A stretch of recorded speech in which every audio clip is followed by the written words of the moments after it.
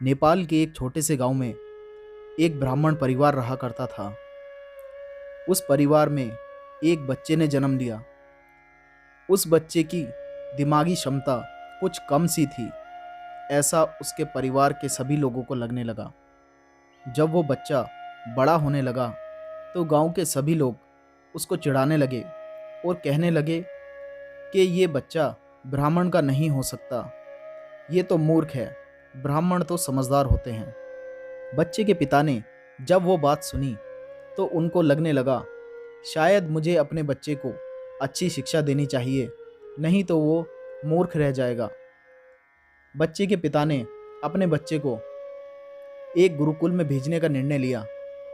जब वो बच्चा गुरुकुल में आया तो उसने देखा कि वहाँ पर सभी बच्चे अच्छी शिक्षा ग्रहण कर रहे हैं और शिक्षा का महत्व उसको पता लगने लगा।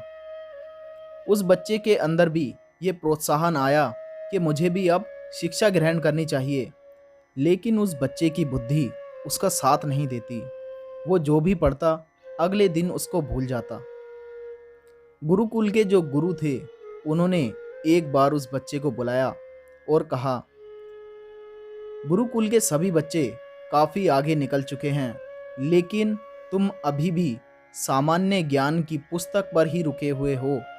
तुम्हें इस पुस्तक को आज ही दिमाग में बिठाना होगा। बच्चे ने गुरुजी की बात सुनी और उस पुस्तक को लेकर दिमाग में बिठाने लगा। तो गुरुकुल के कुछ बच्चे उसको छेड़ने लगे और कहने लगे, तुमने अभी तक ये पुस्तक भी नहीं पढ़ी, हमने तो ये पुस्तक कई बार पढ़ ली है और हमें पूरी याद भी हो गई है। वो बच्चा फिर पूछने लगा कि तुमने ये पुस्तक याद कैसे की? तो वो बच्चे मजाक उड़ाते हुए कहने लगे, ये पुस्तक तो दिमाग में बिठानी पड़ती है और तुम इसको पढ़ रहे हो। वो लड़का सोचने लगा और कहने लगा, दिमाग में कैसे बिठाया जाता है?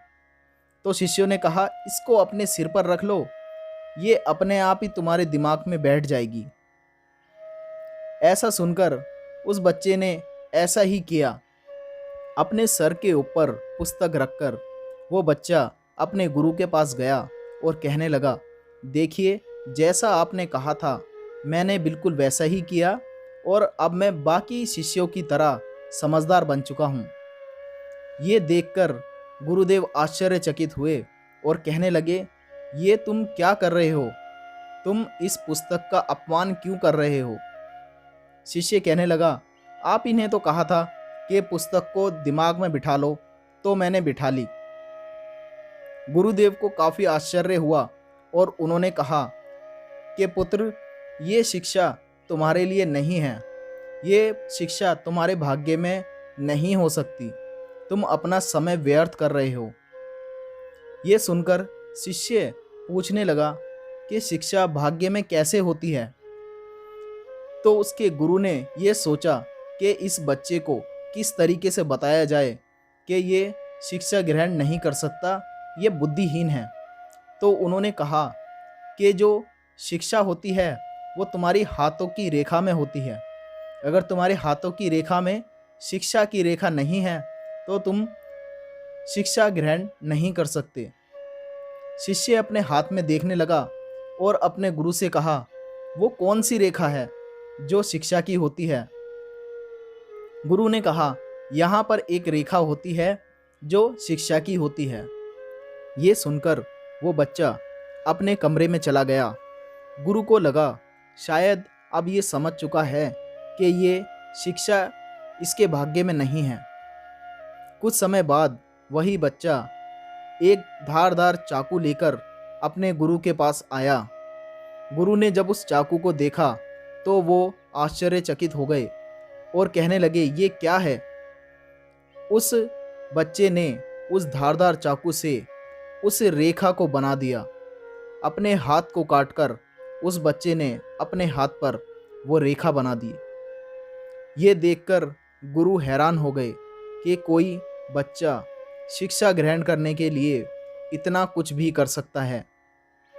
उसके बाद उस गुरुकुल के गुरु ने उसको शिक्षा देनी शुरू की और वही बच्चा बड़ा होकर महर्षि पढ़नी के नाम से जाना गया, जिनको फादर ऑफ संस्कृत भी बोला जाता है। इन्होंने अष्ट अध्याय जैसी पुस्तकें लिखी और इनको फादर ऑफ व्याकरण भी बोला जाता है। संस्कृत व्याकरण, जिससे संस्कृत को समझना सरल हुआ, इन्होंने ही संस्कृत को सरल बनाया और व्याकरण का निर्माण किया। व्याकरण भी महर्षि पढ़नी की देन है।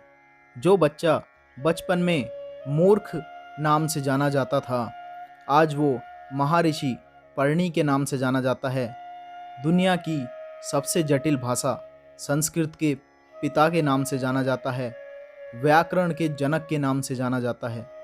तो दोस्तों, अगर एक बुद्धिहीन बच्चा इतना कुछ कर सकता है, तो आप क्यों नहीं कर सकते?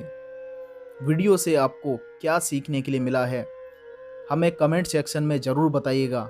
और अगर आप नए हैं तो चैनल को सब्सक्राइब ज़रूर कीजिएगा। धन्यवाद।